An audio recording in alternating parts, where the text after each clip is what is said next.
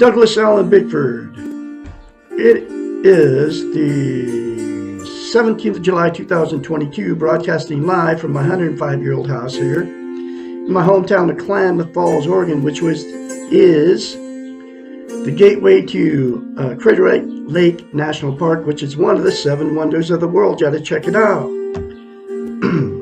I am the CEO and president of Say I Love You in the Mirror Productions. You've seen many of my videos out there. I've been doing it for over a year.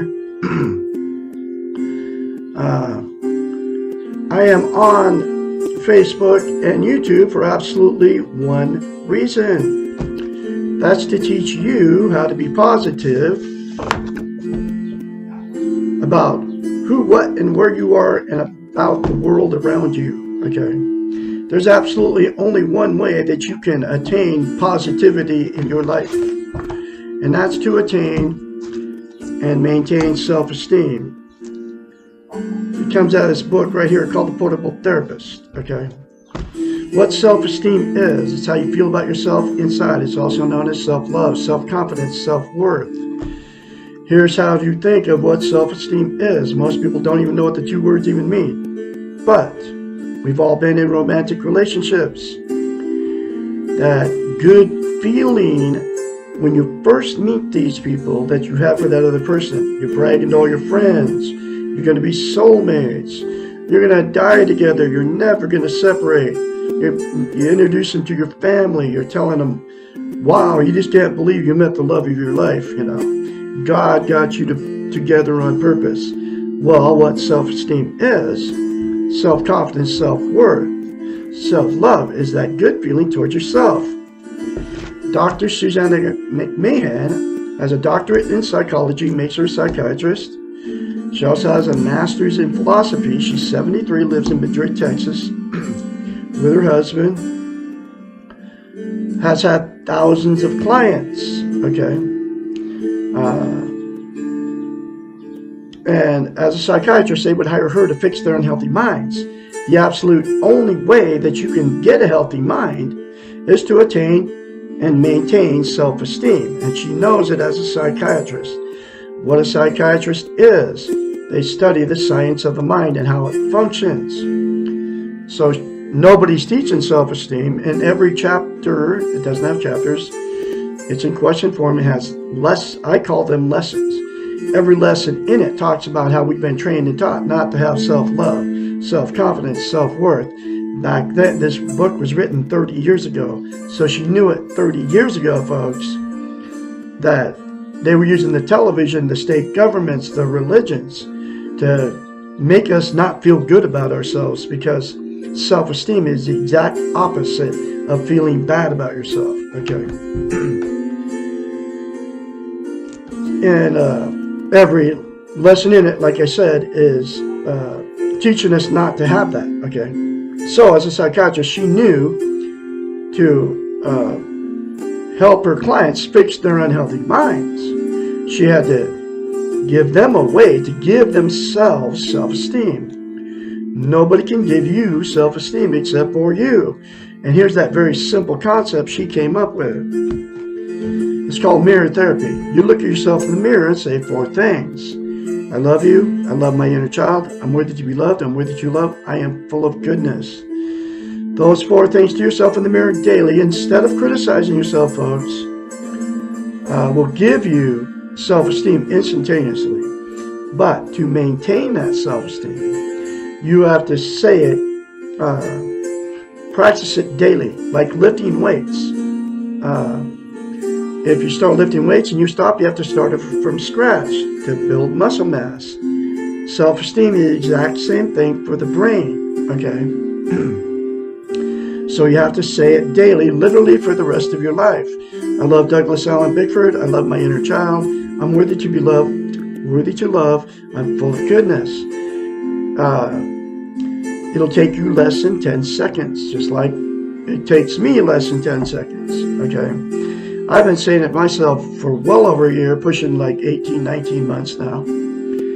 And I have it on steroids now, self-esteem, self-worth, self-confidence, self-love. And that's why I'm very confidently spreading this message, her message, to the world population through Facebook and YouTube. And I will continue to do it. It's my life's work to teach you how to attain and maintain self-esteem. Okay? The reason that mirror therapy is so powerful and why she came up with it is we cannot lie to ourselves in the mirror, and she knows this as a psychiatrist, right? She knows how the brain works. It's a psychological event that happens in your brain. You cannot say something to yourself in the mirror that you don't believe, okay? So that's why you can get in front of the mirror and think or say bad things about yourself, because that's how you feel about yourself, because that's how you've been trained to believe that you're not good, okay? That's why you can very easily say bad things about yourself, because you don't believe it, that you're good about yourself. So you can't say good things to yourself because you don't believe it about yourself. You want to call me nuts for telling you this, okay? That's called a defense mechanism. You don't even know you're using it. So anyway, the very first time you say it to yourself in the mirror, you'll have to force yourself to do it, like I had to. It'll seem very strange and awkward for you to do this, okay? So force yourself beyond all that strange and awkward feeling and do it anyway, okay? And that'll give you self-esteem, and you will maintain it if you do it every day, okay?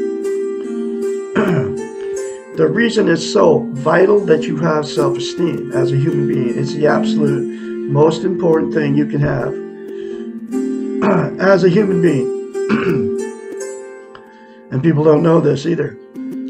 It's because you can't be content without it. What content means is you feel good about how, where, and what you are. It's also known as internal peace. There are 11 things that people are using to try to be content, have internal peace. They are Facebook, drugs, alcohol, sex, food, television, gambling, religion, and yes, believing in Jesus is religion, folks. Material possessions, people or money. Those 11 things are known as externals that are outside of yourself. They will make you feel good temporarily, but they will never ever make you permanently content. They'll make you feel content temporarily, but it'll never last. They'll never give you internal peace. You just think about the drug and alcohol, right? Feels good when you first do it. And then you have to do more alcohol to get the same warm, fuzzy feeling. And then drugs are the same thing. You do drugs, you feel good, content. And that temporary feeling wears off, then you have to do more drugs. Okay. And the other 9 things are exactly the same thing. The like on Facebook. Okay. Makes you feel good to get that like. That's why they don't have a dislike button on Facebook. Because it wouldn't make you feel good about yourself, right? If somebody disliked your post. Alright? So, the other thing, the reason it's so vital as a human being that you get self-esteem and maintain it.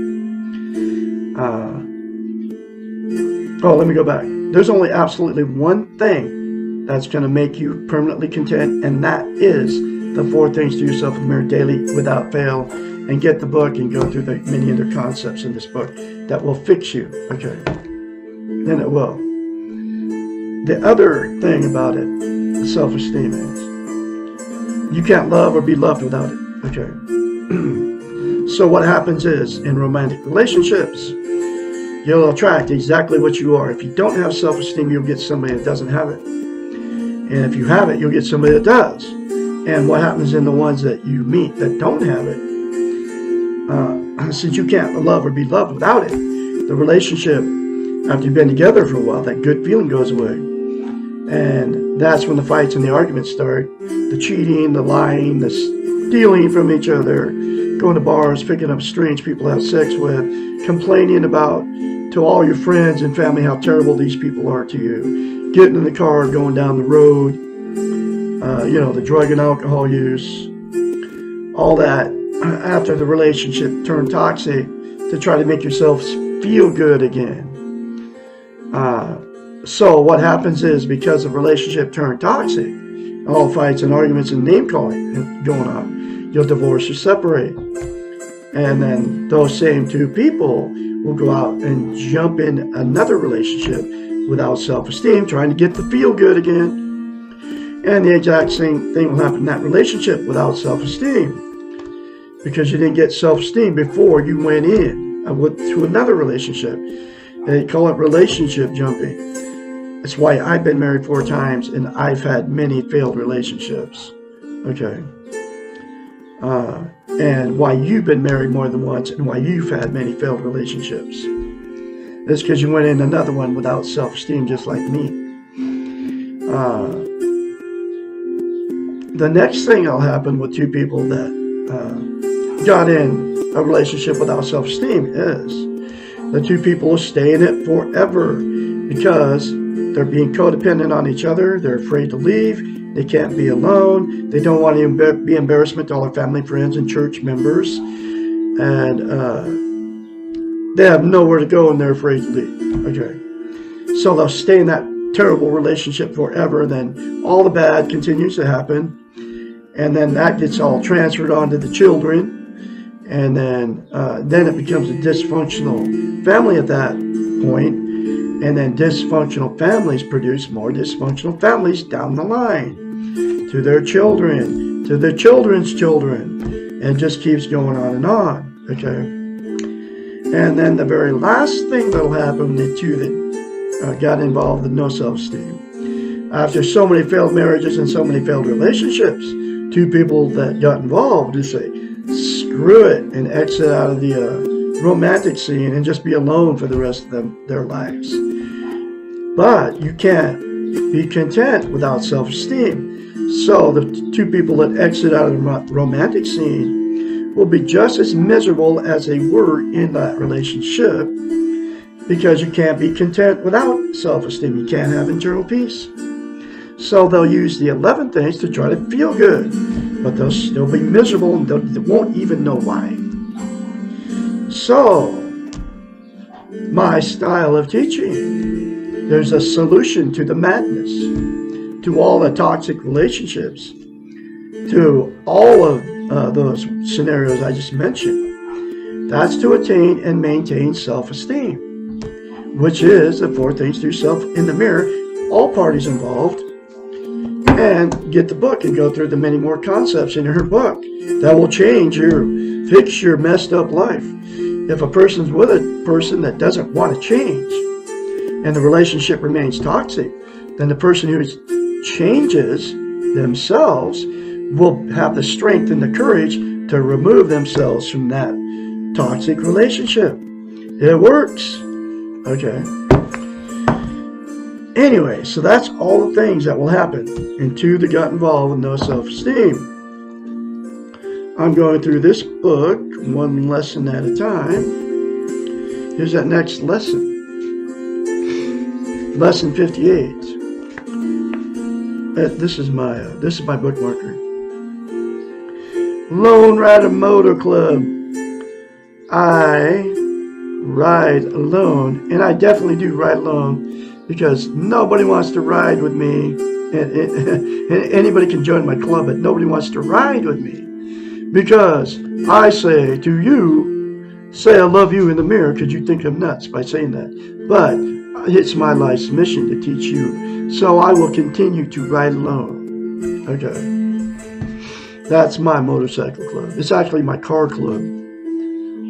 Anyway, so, lesson 58. Why do I feel so weak when I ask for help?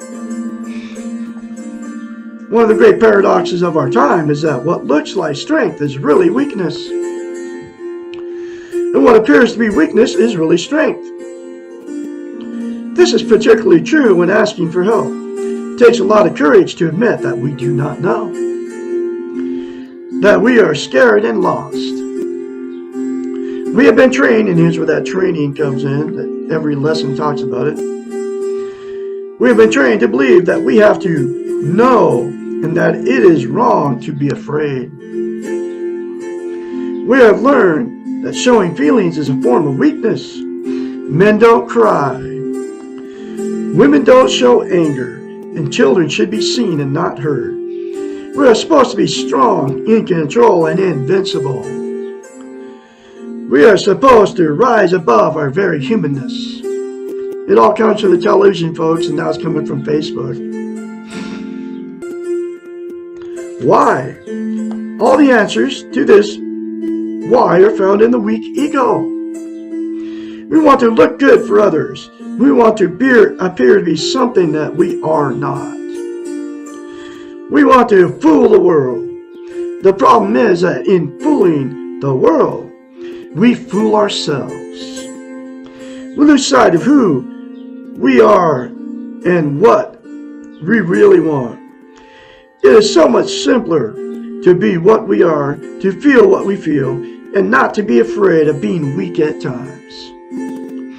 I mean, I've gone through all this stuff, folks. I'm posting this stuff on Facebook every day, different posts, right? And of course, nobody's watching it or saying anything to me about anything I do. But anyway, I'm going to continue to do what I do. Because I do care about you all out there. I really do. I want you to have the same thing I got, which is self-confidence, self-love, self-worth. And you can all attain it, okay? It's very simple. Paradoxically, when we admit our weaknesses, we are showing our strengths. And when we deny our weaknesses, we are exhibiting them. Whew, it's powerful stuff, folks. Nobody can be perfect, unlike what the television's telling you. Keanu Reeves, right? The Matrix dude. He's not perfect. He can't jump into people, folks. Just like all those movie stars that you love and worship out there. Everybody needs help at some time. Not recognizing this is a dangerous illusion. It is not an illusion, but sometimes a painful reality that we are ultimately alone and that we must be responsible for changing ourselves. But we do need guides to help us get on the path, support us, and sometimes encourage us to stay on the path to the center. And those 4 things, I am your guide, folks. Those 4 things to yourself in the mirror daily, without fail, for the rest of your life. You will be on the direct path to the center of yourself. It works. It worked on me. Okay. It is not a weakness to know we cannot do this alone. It is not a weakness to ask for help. It may be useful to think of our helpers as traffic police. They show us how to go, when to stop, and when to proceed safely. But they do not take us where we are going. They help us to avoid going down the wrong road, and they give us directions when we are lost. If you feel you need some help, but you are afraid that you will appear weak when you ask for it, think of who is labeling you weak. If you're worried about the therapist's opinion of you, think again. All therapists need their clients, and this woman can be your therapist, folks. You don't even need one. This book will cost you $16 to get a brand new copy. And you can listen to me too. I am going through this book one lesson at a time. I can help you, folks. I can encourage you along the way. 458-232-5238. Call me anytime, day or night.